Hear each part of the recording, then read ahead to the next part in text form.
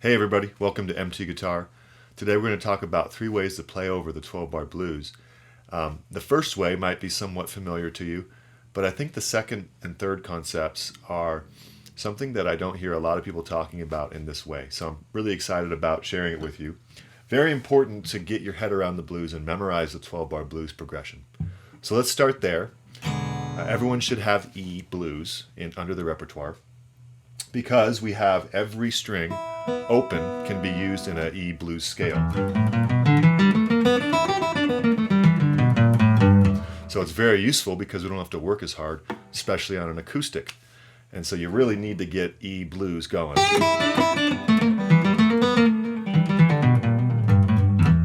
And I'd say that's a good one to start with if you're new to it. So let's go over the 12-bar blues and go over the Roman numerals, which are really important. E7 would be the 1 chord. We're going to think of the blues as 3 4-bar phrases, 12-bar blues. So the first 4-bar phrase, you could stay on the E7 for 4 bars. But for this lesson, we're going to go to the A7 or the 4 chord during the second bar. Very, very common. Then back to the 1 chord or E7 for the third and fourth bar.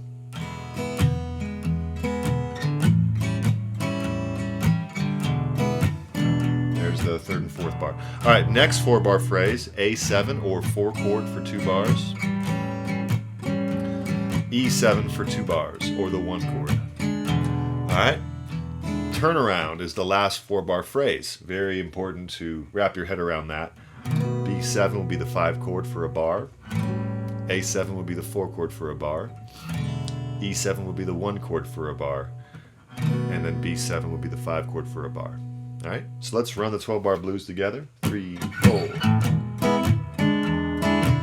chord, 1 chord.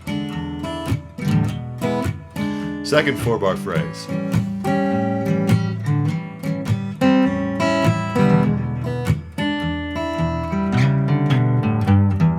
Turn around. 5, 4, 1, 5 chord. And we're back home, right? You don't have to do anything fancy, just play those chords, get it in your ear, and start listening to some blues and notice, can you hear the turnaround? Can you hear the 1 chord? Can you hear the 4 chord? If you can, you're on the right track in terms of ear training. The blues will train your ear like nothing else. All right, so we want to have a few tricks up our sleeve, and probably the best way to start is an E minor blues scale. All right, so we're going to play the E minor pentatonic and we're going to add the flat 5. Right? So there's the flat 5. So starting from the bass, we'll go open 3rd or root flat 3, 4 flat 5 5, flat 7 1, flat 3 4 flat 5 5, flat 7 1, flat 3. You can bend the flat 3 always, just a little bit if you want. Same with the flat 7. Getting some vocabulary in the open minor blues is kind of like learning to walk a little bit. It's pretty crucial. And it's not too difficult. Okay? The open string is like a wonderful gift, right? So you've got that, and you have that in all 5 shapes. You could do your minor pentatonic in all 5 shapes, adding the flat 5. There's the flat 5, flat 5, flat 5.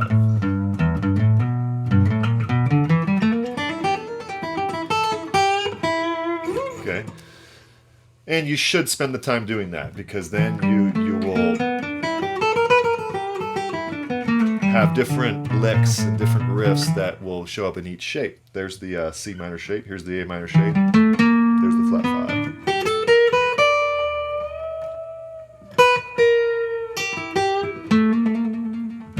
5. As soon as you can, you want to start improvising in the E blues scale.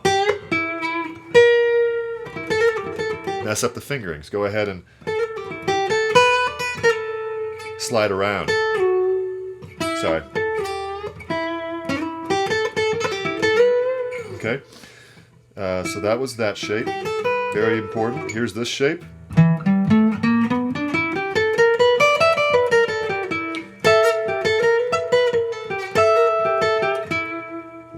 Love that riff. Okay, and then finally we're back to the open shape up 12 frets. Let's move on to number 2 and 3 as far as what I'd like to cover. And I think this is pretty powerful stuff. If we think about major, all right, there's a reason that we don't play major as often over a blues at the beginner level, and that's because teachers know you're going to run into trouble on the 4 chord, and so we kind of just push that off to the side. So here's what I mean. If I play a major pentatonic, or sorry, major blues, it would be a major pentatonic with a flat 3.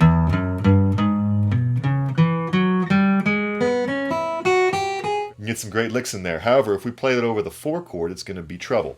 Let me show you what I mean. I have a loop here, and I'm going to play the major pentatonic over the 4 chord, and we're going to run into a problem. Okay, so here we go. Ooh, bad. All right, so there's a big clash of notes there, and that's because the major third of E is G sharp, and that is in the E7 chord, a G sharp. Look what happens with this G sharp as I go to an A7. Here's an open A7. The flat 7 of A is G. That's the flat 7 of A right there. So the flat 7 of A is G, but the G is the flat 3 of E. So the 4 chord needs a flat 3 from E. If I play a major third, I would be clashing those two notes together, G and G sharp. Does that make sense? The major third of E won't work over the 4 chord, so we need to play minor. So one thing you could do is basically switch from E major blues over the 1 chord to E minor blues over the 4 chord. Let's see what that sounds like.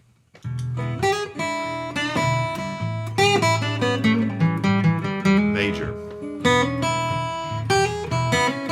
minor,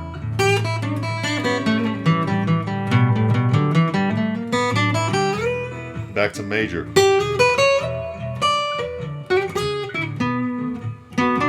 minor,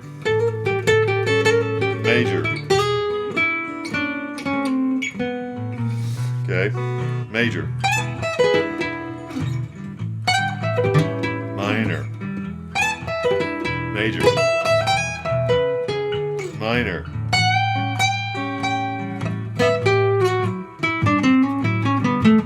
major,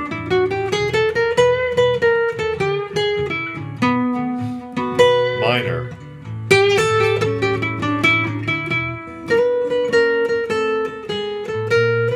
okay.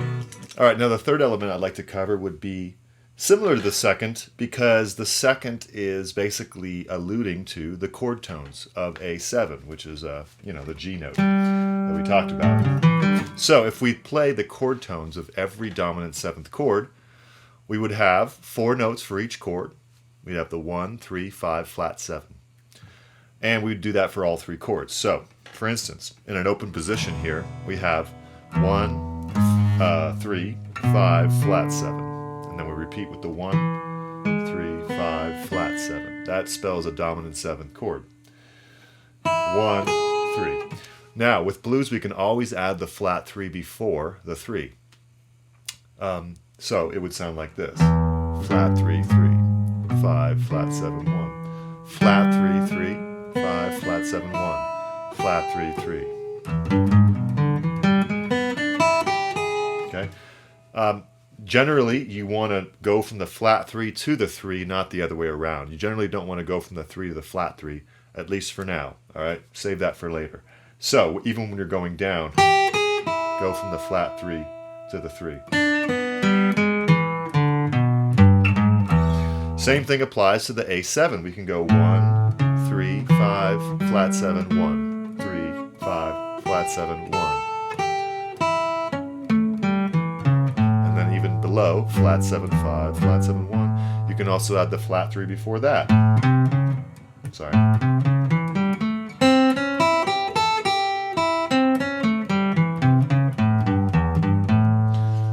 B7, 1, flat 3, 3, 5, flat 7, 1, flat 3, 3, 5, flat 7. So let's play a blues now with those chord tones. 3, 4.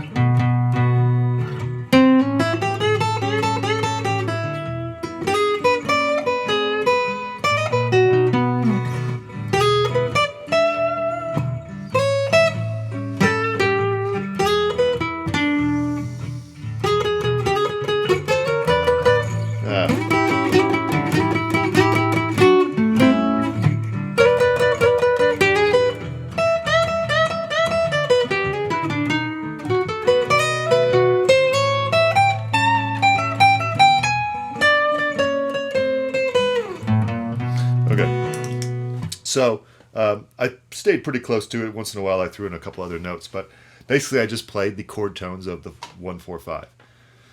That's going to get you really far in terms of understanding how the blues works in terms of the chords, not just the scale. The scale's great, the E minor blues scale, the E major blues scale.